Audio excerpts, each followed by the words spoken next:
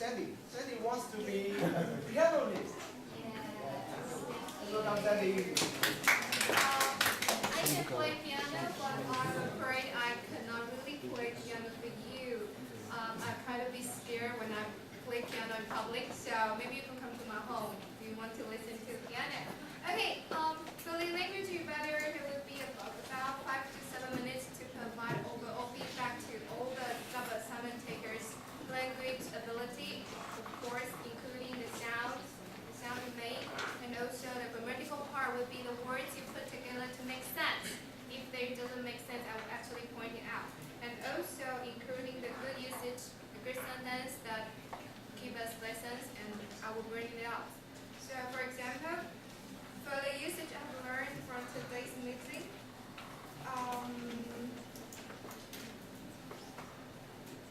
I learned this from our speaker. I think this is a kind of a good lesson between the parents and son. The speaker mentioned what my parents said actually comforts me. Can you get the point? I didn't really see the conflicts between the parents and the sons or daughters. So this is actually a good sentence among today's speech.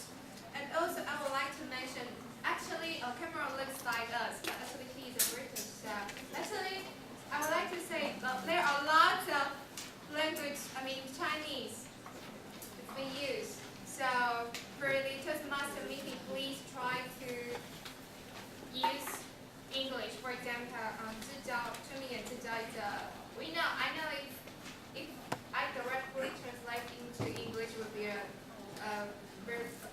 very common and popular name. But if you say it, sometimes in the participant there's actually people who is not Taiwanese that may not understand, so that's quite a bit tricky. So if you do want to put that part as a humorous part, I recommend you to use it into Taiwanese, and also you have to, maybe you can explain this part, because the people might not understand. And this is an environment to practice English. That would be a really pity if you speak lots of Chinese. For example, like a restaurant website, the MSN is 即时通 or 搞定. Yes, you could use same lab or try to translate to someone kind of English version so that people can understand this well. And also, I would like to say the usage part actually is how you say it. It's not only speaker is practicing this kind of skill. Actually, evaluator, you are also practicing this kind of skill.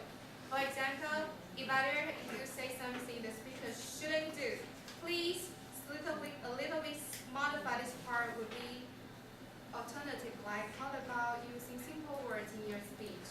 If you say you didn't get a feedback from the audience, how about you say, what did we do to get a feedback from the audience?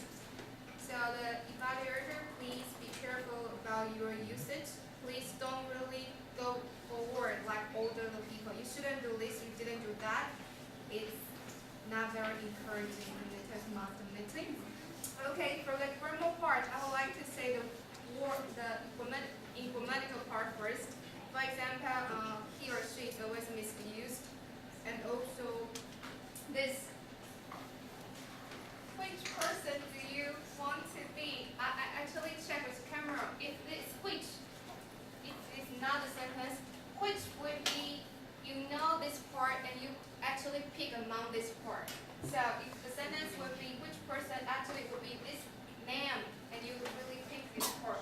So I would like to a little bit modify this. If I could modify this to would, it would be the choices. It would be among this name, and also it could be someone else. So it's a little bit slight difference. Okay. So also for the speaker mentioned about the signs, because the cancer, I have to admit, I assume you are talking about a disease. Yes. Yeah. So I would like to say, if it's a name or any kind of things that people might not understand, you can see the question mark from the audience. Maybe you can stop and to explain a little bit more, because I don't know, cancer is a kind of a star sign or something. And also back to the topic, a sign is more like a proper name. Cannot really put in between and in front of. Pronoun would be fine. For example,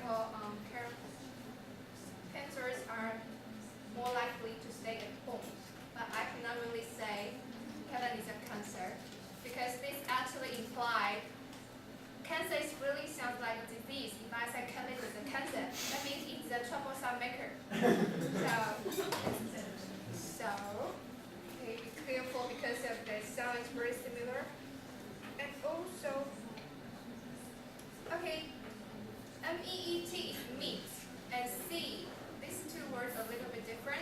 For example, the tabletop question would be, I repeat this sentence, someone you don't meet him or her, or someone you don't see him or see her. For me, the difference would be meet. MEET would be first you meet this person, but you never meet this person before. But see would be actually your eyes see the person. So it's actually a slightly different. So if you actually choose the wrong verb, that might cause the confusion when you ask a question in public. So people might ask to clarify again about your questions. Also, for the opinion, I always say show my opinion. Show means it's undercover and I bring it out to you. If I say your opinion, say is actually to explain or spell the words. So say your opinion would be, okay, I spell the words OPINION. So it's actually show. You cover something and you bring it out. So it's show. It's not really being seen in public. Okay, be careful about the verb. Also,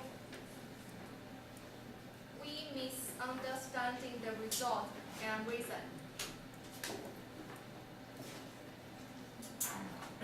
If the verb part is confusing, it should be just we misunderstood or misunderstand. The result and reason, I will actually modify the cause and effect. Cause and effect, something caused this happen, and also the result is the end. Okay. Time is also up. Okay, I will remind you one sound. It's very important and it's always mispronounced. It's TH sound. For example, thank you. It's not thank you. And for that, it's not for that. It's pronounced like L. It's not TH sound. For example, so that this TH sound, put your tongue between your teeth. So that's TH sound. Don't mix up with S or L sound. So, thank you, timer.